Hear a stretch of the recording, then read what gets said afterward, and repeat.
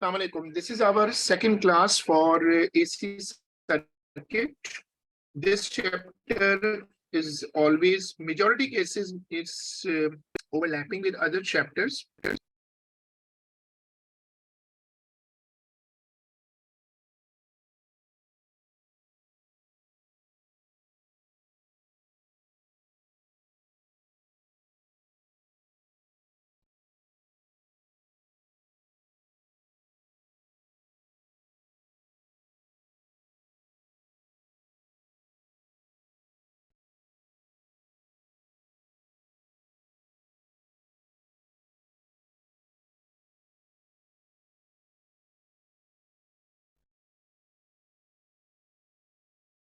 We are starting with March 2017. Paper is 42, question number 9C.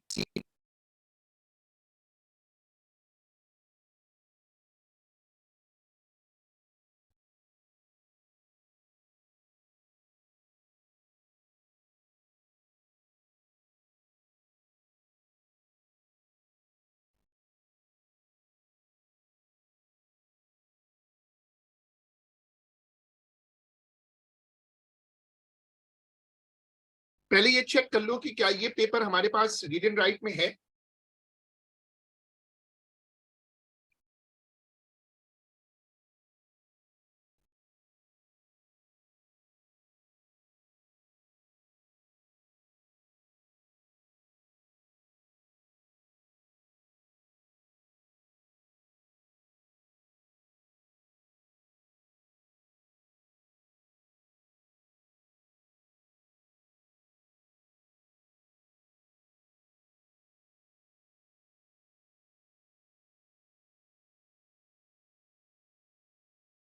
ये भी transformer पे ही base कर रहे हैं।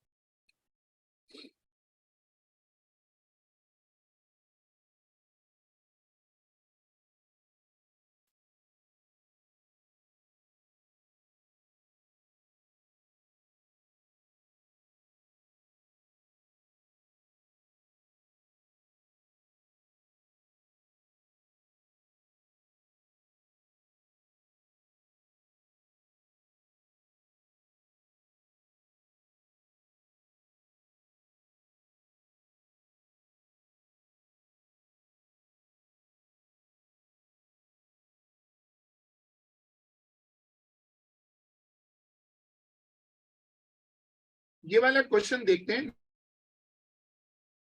नवंबर 1243 का 6।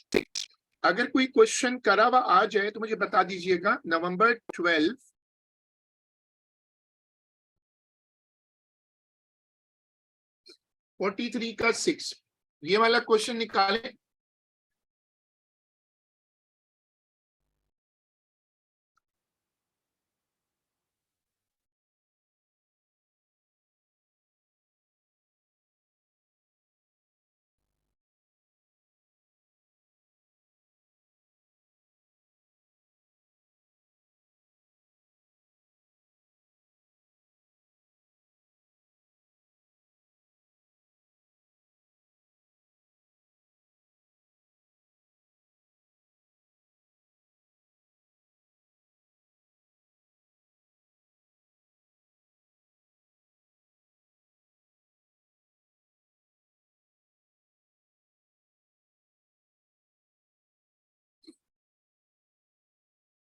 नवंबर 24। अच्छा, ये वाला क्वेश्चन कल कर लिए।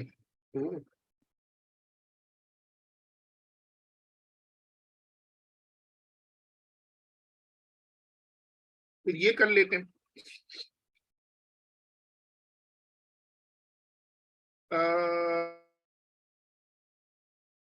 जून 2013, ये देखो पहले उसमें है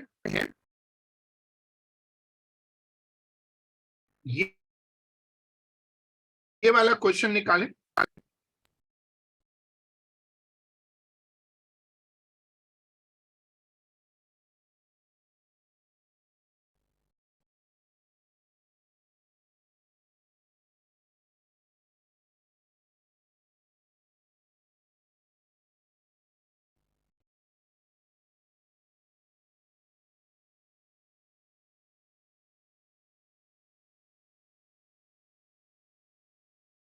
कुछ मिस हो रहा है मुझसे, 3 कैसे हो गया? ये 2 इसमें तो 1 भी है क्या?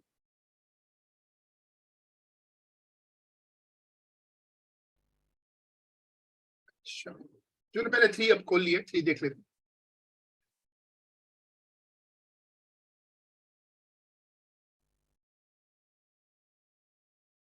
आप कह रहे हो कि क्वेश्चन नंबर 15 है आपके पास जो बुक है। अभी फेरेडे लॉ हमने कर तो लिया है, लेकिन अभी फेरेडे लॉ पे नहीं जाते।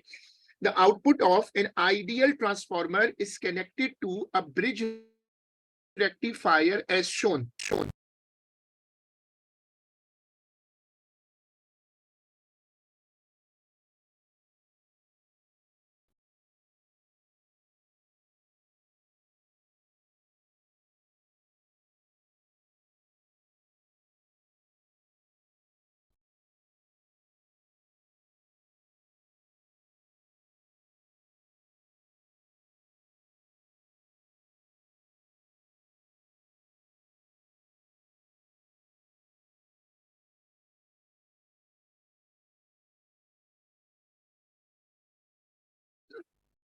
On figure 6.1, mark with the letter P the positive output from the rectifier.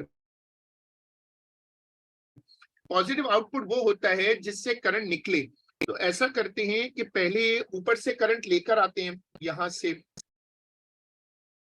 ये करंट जब यहां पहुंचेगा तो ये वाला डायोड उसको जाने देगा, ये यहां आएगा, फिर यहां से इधर उतरेगा और ऐसे जाएगा, फिर ऐसे जाएगा, ऐसे। ये वाला डायोड, इससे तो सर्किट शॉर्ट हो जाएगा।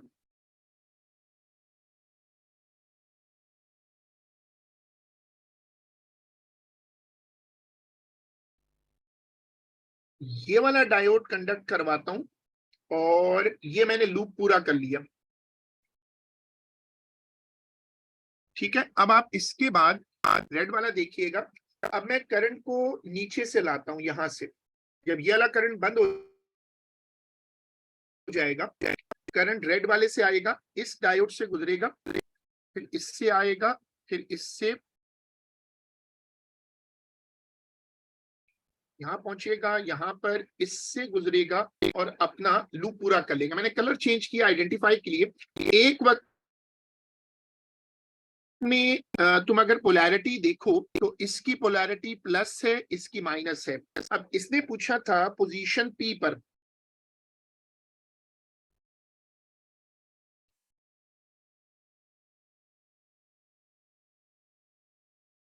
तो ये वाला टर्मिनल जो है ये प्लस होगा। ये वर्किंग देखो,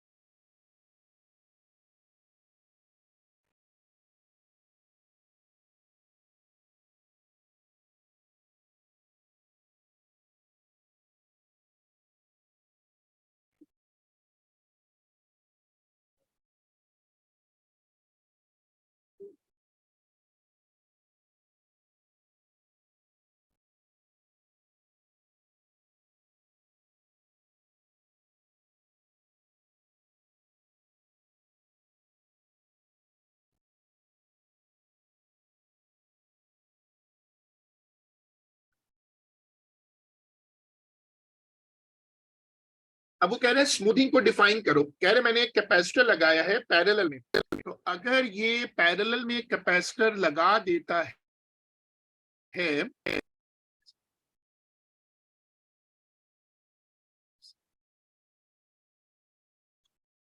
देखो ये कैपेसिटर लग गया।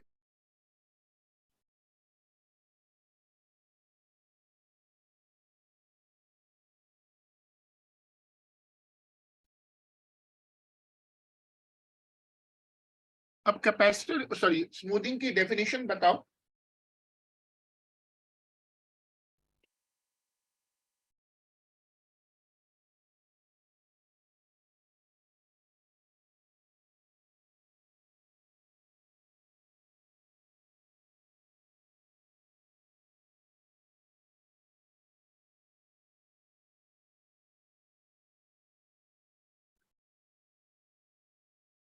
मैं इसकी एग्जाम रिपोर्ट खोल रहा हूँ, जून 13 42 का 6। और आप लोग भी मुझे इसमें हेल्प करो कि आप लोगों के पास तो नोट्स भी बने हुए हैं।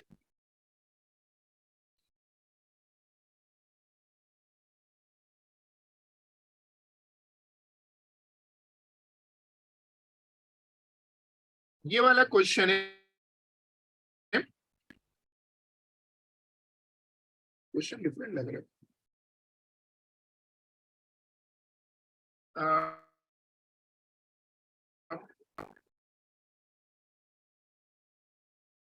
42 का 6।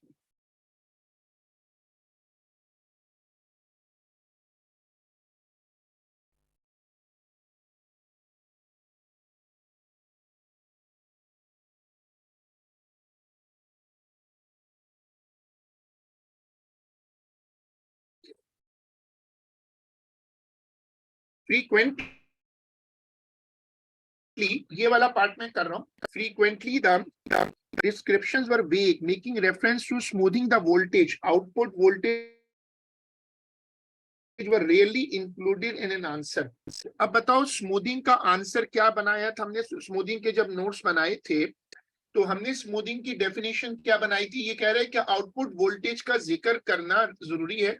स्मूथिंग का मतलब क्या होता है कि रिपल्स निकाल दें, जो रिपल्स है ना वो निकाल दें, और फिर उससे आउटपुट वोल्टेज स्टेडी हो जाता है। तो आप लोग इसकी डेफिनेशन बना दो। What is meant by smoothing? क्या डेफिनेशन थी? Elimination of ripples, getting a steady output voltage. ये थी ना?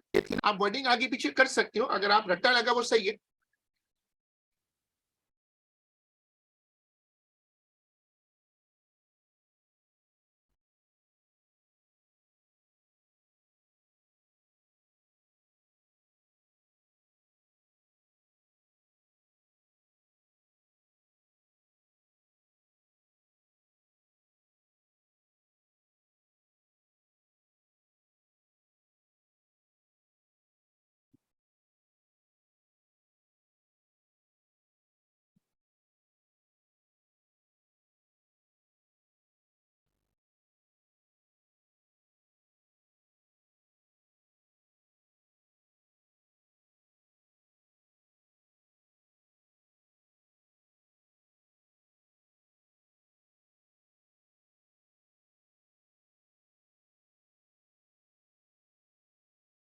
आज को शेयर ही नहीं कर रहा, एक ही बच्चा है तो शेयर तो करेगा।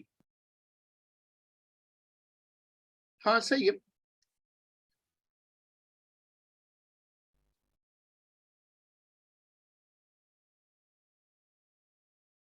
ये भी सही है, वो एलिमिनेशन हो गया ना, रिपल्स की जो एलिमिनेशन हो गई। On figure 6.2, draw the variation with time of the smoothed output voltage potential difference. अब इसका स्मूथ आउटपुट वोल्टेज बनाओ, तुम्हारे पास बुक है उसी पे बना लो।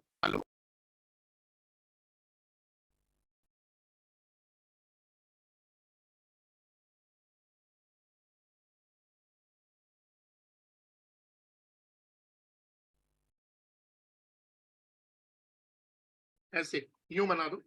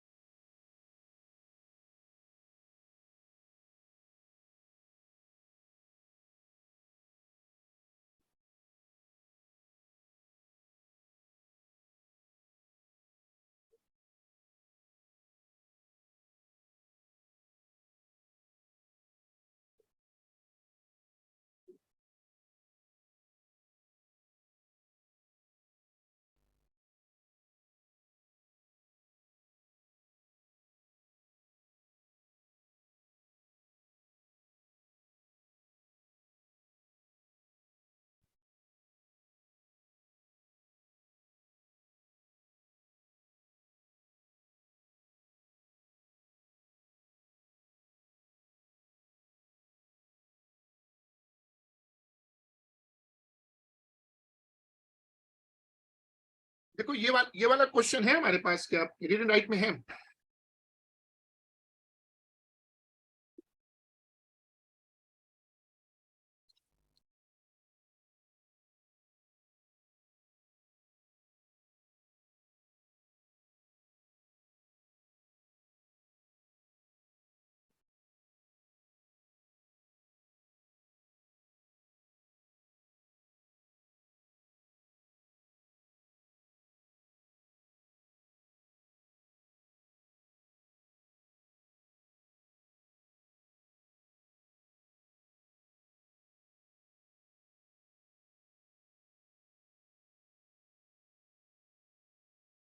इसका ग्राफ इस वाली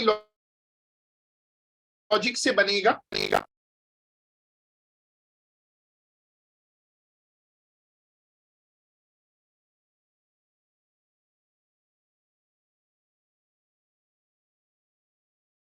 ये वाला।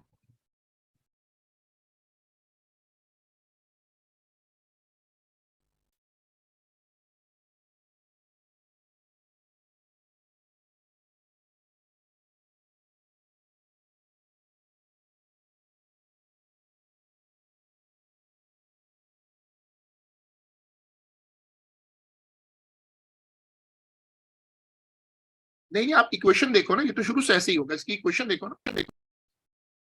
Speed of the magnitude of the force on a charge particle moving at right angles to a uniform magnetic field. अब ये कैसे करेंगे? इसका फॉर्मूला आइए, पहले इसका फॉर्मूला याद कराओ।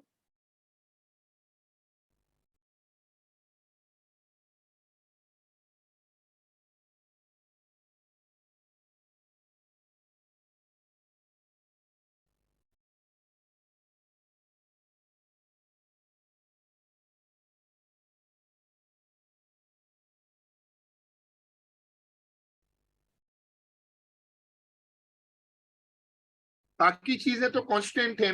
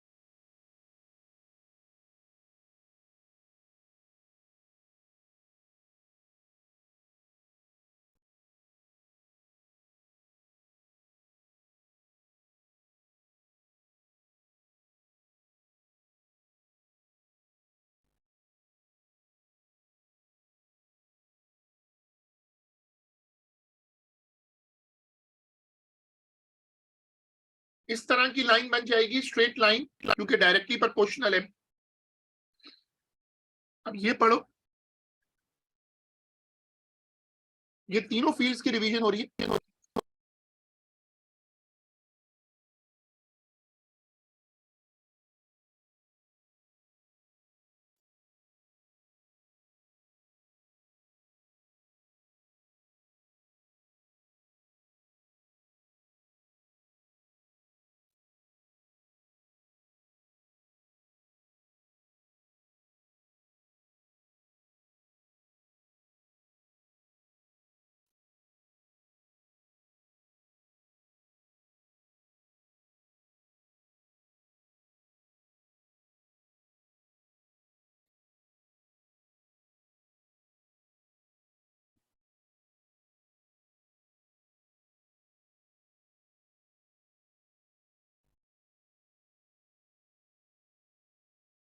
ये वाला जो पार्ट है, ये वो लेकर गया है पावर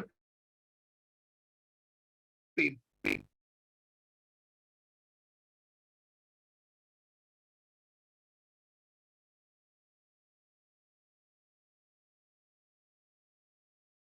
ये वाला फॉर्मूला है।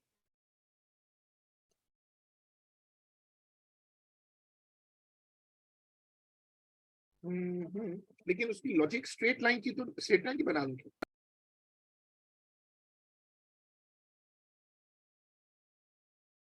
अगर स्ट्रेट लाइन की लॉजिक कहते हो तो सही है।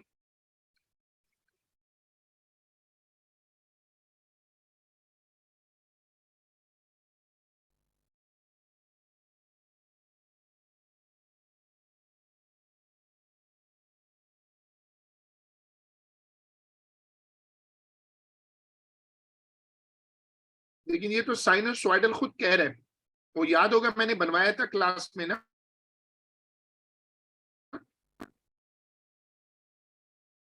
वो जो जंपिंग बॉल जैसा ग्राफ होता है ना। नहीं नहीं नहीं नहीं, ये तो आप सवाल तो पढ़ो ना, पढ़ो।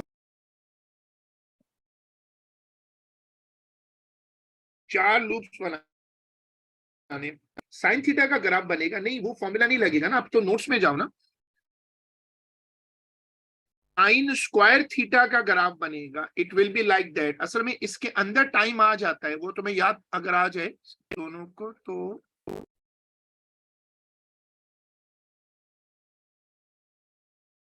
ये ऐसे। तो इसमें वो लूप्स बनाओ, वो जो स्मूथ लूप्स होते हैं ना, 4 लूप्स बना दो, बना दो।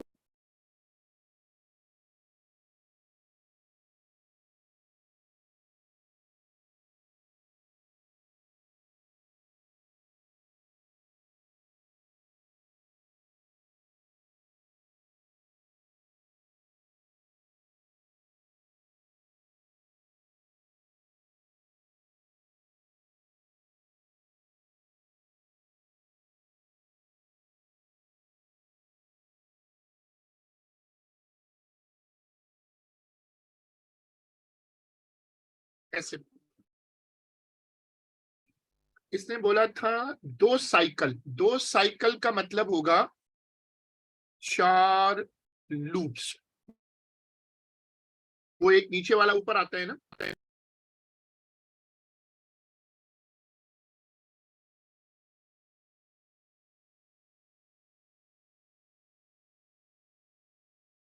चलो अब ये अगर तुम देखना चाहो इसको एक नजर देख लो, जा रहे उसमें है नहीं तो। इसके शुरू में एक सवाल मुझसे रह गया, तो वो मैं देखना चाह रहा हूँ कि हम वो कर लें, वो मेरे ख्याल में उसमें होगा। ये वाला क्वेश्चन लग रहा है, देखो ये वाला, जून 12 41 का 6। हाँ ये हो सकता है कि उस दिन हमने किया हो, ये जून 12 41 का 6। जरा ये वाला क्वेश्चन चेक करो नोट्स में, उसमें रीड एंड राइट में अगर है तो मुझे बताओ।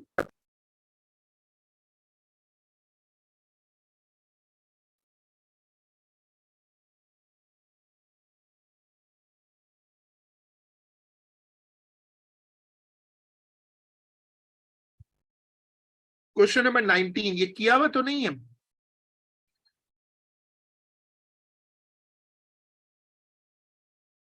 बस ठीक है, शुरू कर लो। A sinusoidal alternating voltage supply is connected to a bridge rectifier consisting of 4 ideal diodes. The output of the rectifier is connected to a resistor R and a capacitor C as shown. The function of C is to provide some smoothing to the potential difference across R. Variation with time t of the potential difference V across the resistor is there. इसने show की है fluctuation छोटी छोटी छोटी। कह रहे peak voltage निकालें, peak voltage निकालना आसान है क्योंकि वो तो ग्राफ का हाईएस्ट पॉइंट होता है।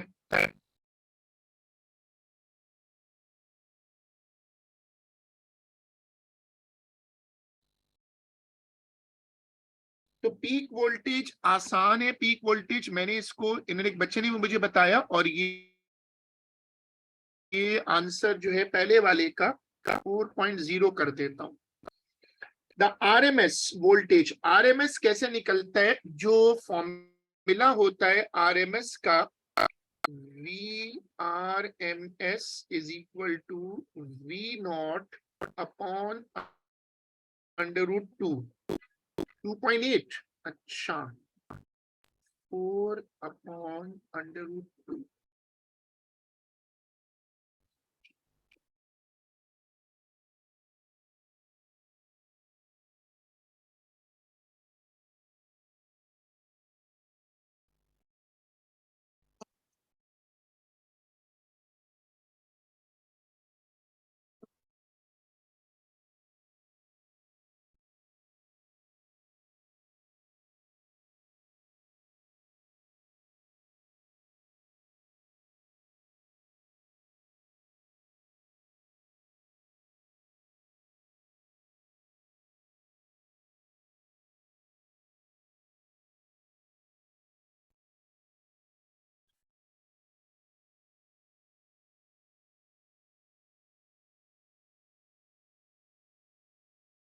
The frequency show your is working. अब कह रहे फ्रीक्वेंसी निकालो, फ्रीक्वेंसी या तो मैं टाइम पीरियड से निकालूं या फिर मैं कोई और फॉर्मूला लगाऊं। फ्रीक्वेंसी निकालने को कह रहे और कह रहे वर्किंग भी बताओ।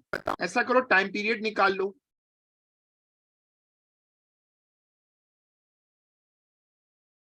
इसका एक साइकिल कितने का है? एक साइकिल जो बन रहा है, असल में नीचे तो पूरा कर्व है ना, तो अगर तुम नीचे से देखना चाहो या टिप टू टिप देख लो, अगर तुम लोग चाहो तो टिप टू टिप देख लो। वैसे लग तो 20 ही रहा है, क्योंकि अगर मैं कॉमन पॉइंट एस फिजिक्स की तरह कॉमन पॉइंट्स उठाऊं तो ये वाला पॉइंट और ये वाला पॉइंट, तो ये मुझे लग रहा है कि टाइम पीरियड जो है I am getting it 20 milli second. अच्छा,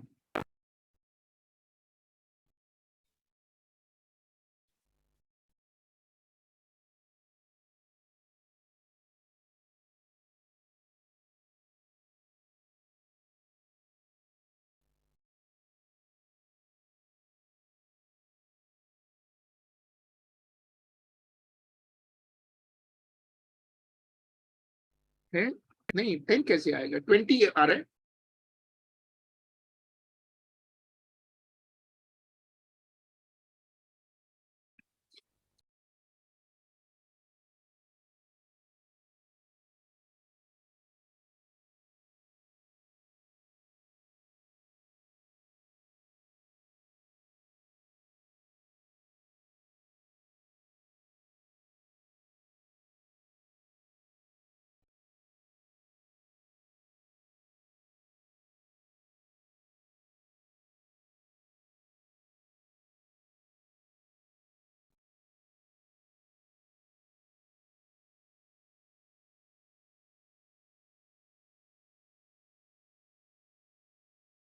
the capacitor C has capacitance 5.0 microfarad।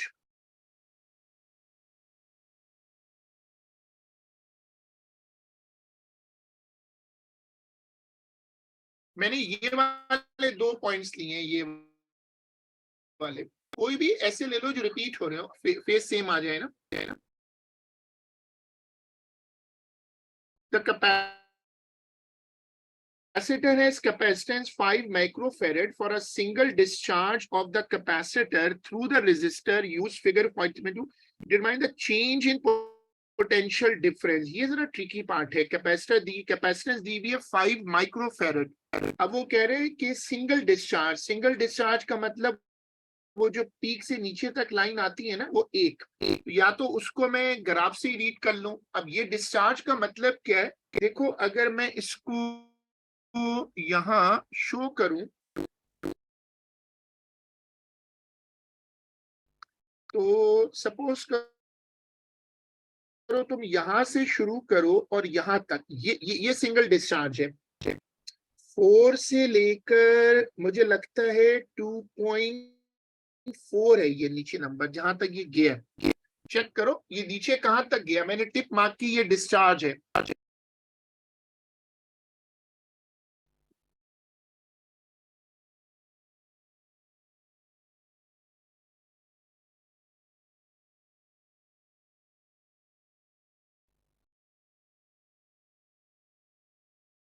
2.4 है ना, तो फिर उसको माइनस कर देते हैं।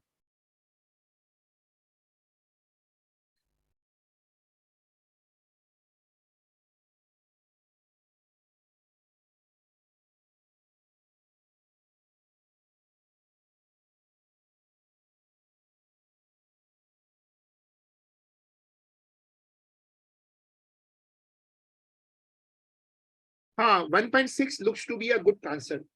Determine the change in charge on each plate of the capacitor। अब आपको वोल्टेज डिफरेंस तो मिल गया। अब फॉर्मूला वैसे क्या होता है कि change in voltage V is equal to Q is equal to CV होता है, या तो वो लगाऊं Q इज इक्वल टू, हाँ मैं भी उसी का सोच रहा हूं, लेकिन अगर मैं इसके साथ डेल्टा कर देता हूं फिर इधर डेल्टा आ जाएगा, ये छोटा सा स्टेप दिखा देना। 5 माइक्रोफेरेड है।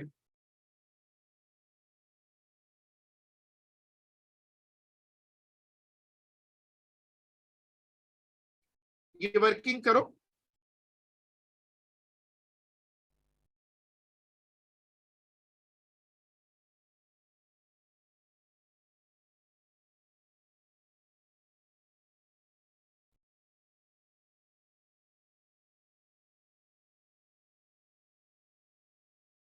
Eight X and -6 show that the average current in the resistor is this much ampere. अब ये कैसे होगा भाई, करंट कैसे आएगा, वो चार्ज तो आ गया, Q is equal to IT करूं क्या, उससे होगा क्या? ठीक है, पार्ट नंबर 3 में सजेशन दो कि पार्ट नंबर 3 में कैसे होगा। डिस्चार्ज का टाइम ऊपर से देख लो, वो जरूरी है, और फिर वो करंट का फॉर्मूला लगा दो, डिस्चार्ज हो कितनी देर में रहे। इसको रीड करना पड़ेगा केयरफुली, क्योंकि ये तो एक सेकंड, इसका ये नंबर लेते हैं, ये है और फिर ये है। हाँ, लेकिन वो टाइम तो चाहिए ना उसके अंदर, तो ये डिस्चार्ज का टाइम मुझे निकाल के, तो मैंने 2 एरोज बनाए हैं। अब इसके बीच में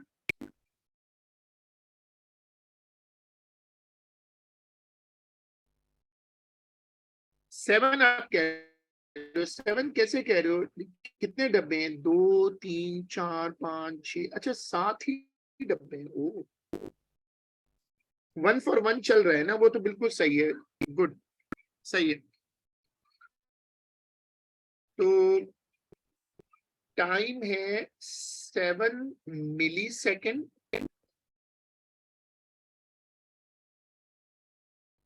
और चार्ज है, आंसर वेरीफाई कर लीजिएगा वरना ये गलत ना हो जाए, और आई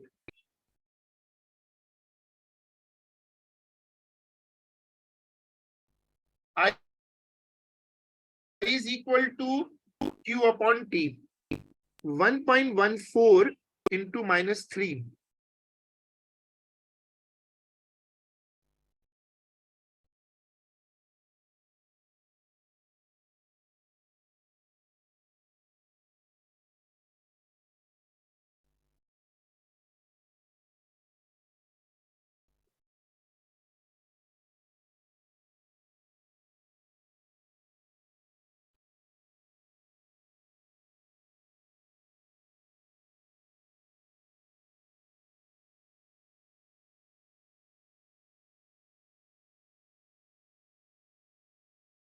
नवंबर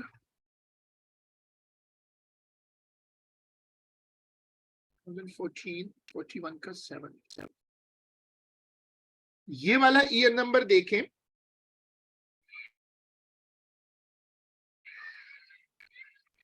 नवंबर 41 का 7, नवंबर 41 का 7, इसकी नवंबर 14,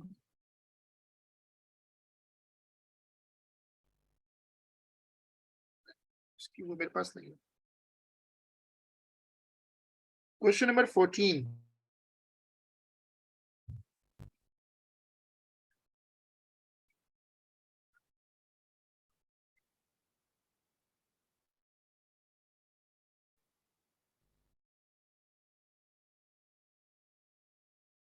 इसकी एग्जामिनर रिपोर्ट मेरे पास मिसिंग आ रही है,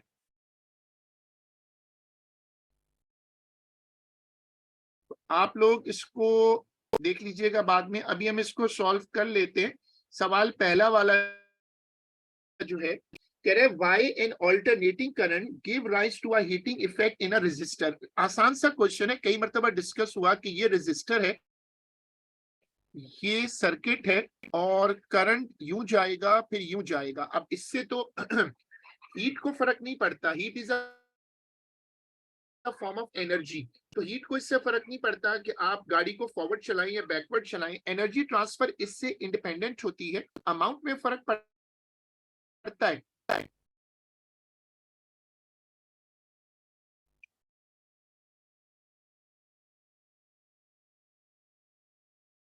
तो आप एग्जामिनर को बोलोगे कि देखो P is equal to I square R होता है और करंट का ऊपर स्क्वायर है।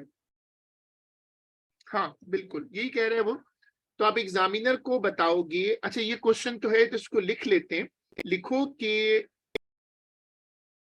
dissipation of heat is independent to direction of current. Dissipation of heat is independent to direction of current.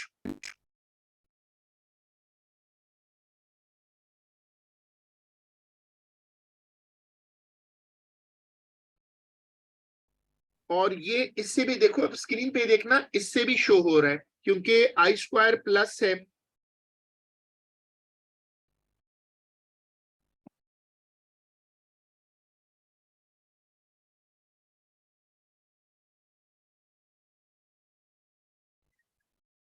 तो तुम इसको भी, क्योंकि 2 मार्क्स दे रहा है ना यहाँ पर, देखो 2 मार्क्स दे रहा है तो ये भी कॉपी कर लो साथी। वो बेसिकली कॉन्सेप्ट कई मर्तबा डिस्कस हुआ है कि डायरेक्शन बदलने से एनर्जी लॉस को फर्क नहीं पड़ता।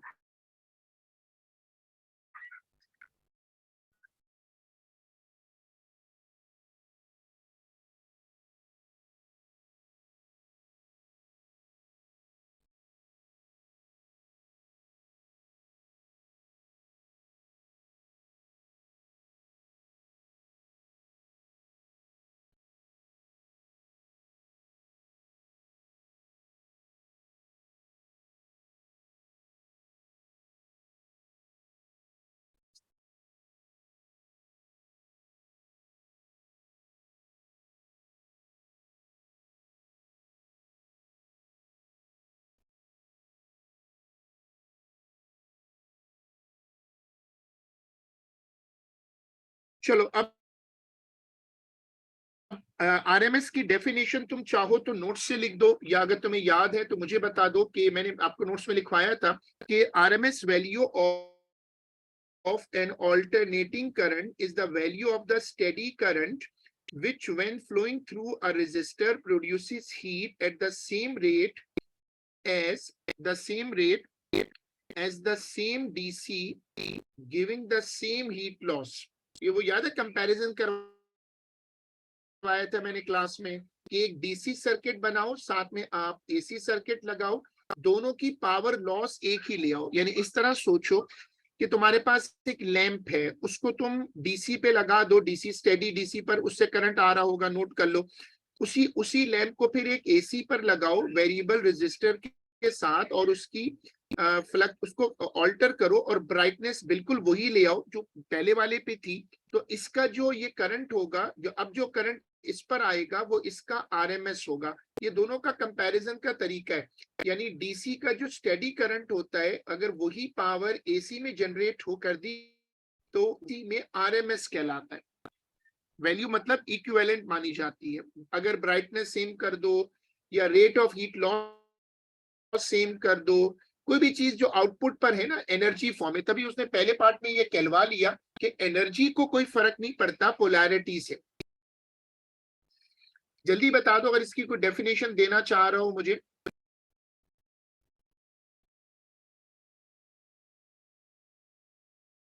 अगर कोई डेफिनेशन कंट्रीब्यूट करना चाह रहा है तो कंट्रीब्यूट कर दे।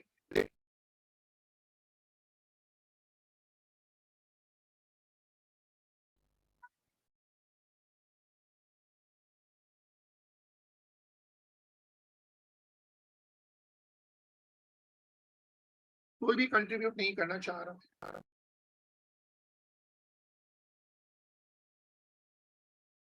ट्रांसफॉर्मर अभी हम नहीं कर रहे। अच्छा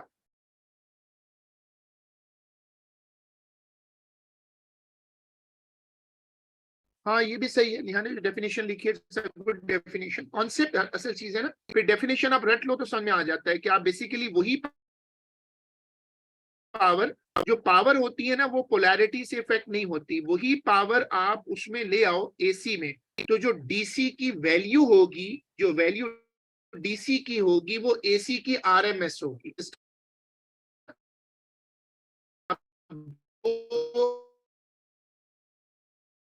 एजुकेशन सिस्टम्स को कंपेयर कर ले, यहीं तक है। और हम इसको फिर इंशाल्लाह अपनी अगली जो क्लास है, हाँ अभी अभी टाइम खत्म हो गया, लेकिन तुम यही कोई क्वेश्चन ईयर नंबर है या जनरल क्वेश्चन पूछना चाह रहे हो? पूछना, अगर कोई थ्योरी क्वेश्चन है बेशक पूछ ले।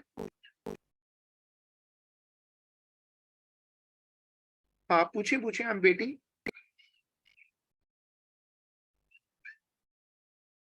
आप चाहें तो माइक माइक पर पूछ लें, या लिखना चाहें तो लिख दें इसके ऊपर। हाँ बिल्कुल,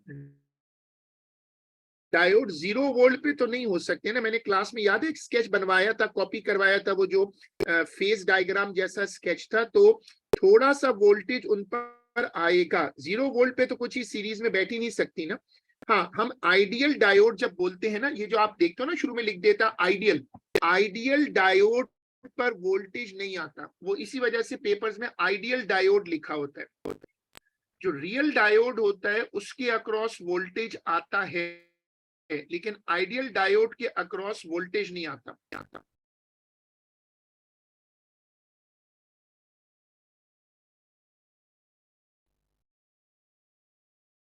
अच्छा, कौन सा? हाँ आइडियल डायोड वोल्टेज नहीं खाते, लेकिन इसमें ये कह रही है कि, मैंने कह रही है कि पार्ट सी ऑफ ईयर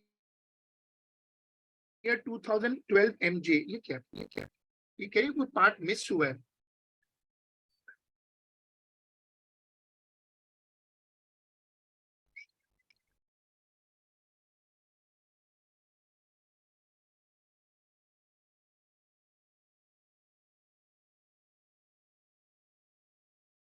लेकिन मेरे ख्याल में तो किया हुआ है, मुझे तो नहीं मिल रहा वैसे ना। अच्छा अच्छा, हाँ ये सही कह रही है, शी इज राइट कि ये हमने जब किया है ना क्वेश्चन, देखो इसको जल्दी से कर लेते हैं। She is right. To loops जब रेक्टिफिकेशन हो जाती है नेहा, तो जब रेक्टिफिकेशन हो जाती है तो रेक्टिफिकेशन से पहले जो करंट होता है वो ऐसे होता है। अगर आप फुल वेव कर रहे हो तो ये ऐसे हो जाएगा। 1 cycle is equal to 2 loops in full wave rectified. यार ये क्वेश्चन रह गया हमारा ना, ये सही कह रही है, हमने ये वाला पार्ट किया और फिर ये वाला पार्ट छोड़ गए। Use figure 6.2 and the value of the current in B part 3 to estimate the resistance of the resistor R। हमारे पास करंट है, हमारे पास करंट की वैल्यू आ गई है, देखो करंट की वैल्यू आ गई है, वो कह रहे हैं इसको यूज करो, फिगर 6.2 को क्या यूज करूं, वोल्टेज यूज करूं क्या? इसमें फॉर्मूला तो V is equal to IR ही लगेगा, लेकिन वोल्टेज कौन सा लूं? कहाँ चला चाहिए?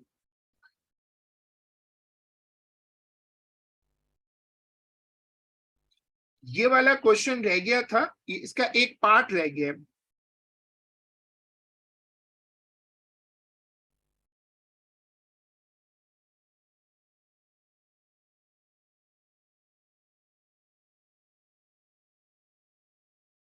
आई तो है मेरे पास, मसला वोल्टेज का आ रहा है, मुझे आरएमएस लूं।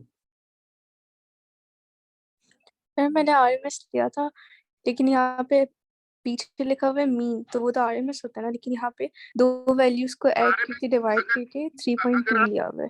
अगर आप VRMS लोगी ना तो फिर IRMS भी चाहिए होगा, वो तो फिर मिसमैच हो जाएगा ना। V और I में तो दोनों में RMS होते हैं बेटा, इसमें हम RMS तो नहीं ले सकते। हाँ ये कर लो कि एवरेज करंट ले लो, एवरेज वोल्टेज ले लो, 4 से गया 2.4 तक, वोल्टेज गया है 4 से 2.4 तक, तो उसका एवरेज कर लो। आरएमएस नहीं कर सकते ना, क्योंकि आरएमएस दोनों का चाहिए होगा फिर। सर अगर हम इन वैल्यूज की एवरेज कर सकते हैं तो फिर आरएमएस का क्या पॉइंट हुआ? नहीं, यही तो समझने की जरूरत है। इनकी वैल्यू की एवरेज सिर्फ आर तो कांस्टेंट है ना, आर तो नहीं बदल रहा, लेकिन करंट का एवरेज करंट को रिप्रेजेंट नहीं कर सकता, वी का एवरेज वी को रिप्रेजेंट नहीं कर सकता, ये प्रॉब्लम है ना। हाँ, वी और आई का एवरेज आर को रिप्रेजेंट कर सकता है, ये सुनने में बड़ा अजीब सा लगता है, लेकिन जो वैल्यू खुद एवरेज दे रही है वो अपने आप को रिप्रेजेंट नहीं कर सकती ना, क्योंकि वो बेसिकली जो फ्लक्चुएशन है वो बहुत ज्यादा है। हाँ, आर तो कांस्टेंट माना जाएगा अगर हीट लॉस नहीं है। तो अब ये रखकर फिर आप वैल्यू निकालो।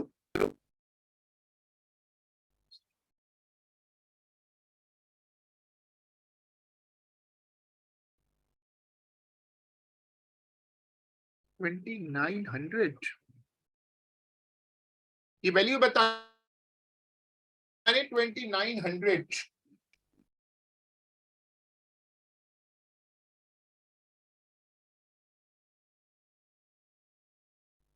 $2909। अच्छा, बहरहाल देखना पड़ेगा सिग्निफिकेंट कितनी लेके चल रहा है ये खुद क्वेश्चन में, दो सिग्निफिकेंट है, 2900 ही सही है, फिर 2900 कर लेते हैं।